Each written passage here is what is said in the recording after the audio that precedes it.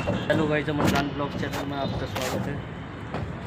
तो गाइस मैं अभी आया हूँ काम पे अपने, और आज मैंने डाला अपने। ये बैठे हुए हैं यूनुस भाई हमारे पे।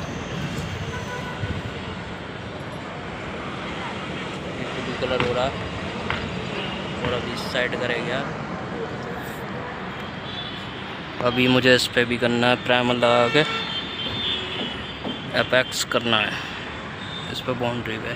और एक साइड ये है हमारी, ये तैयार हो रही है अभी। इसमें मुझे पेंट वगैरह करना, बस 5-6 दिन बाद शुरू हो जाएगा इसमें काम। और 2 साइड आ गए हैं मेरी, अभी उसमें मिस्त्री वगैरह लगे हैं, प्लास्टर हो रहा है, उसमें चल रहा है काम।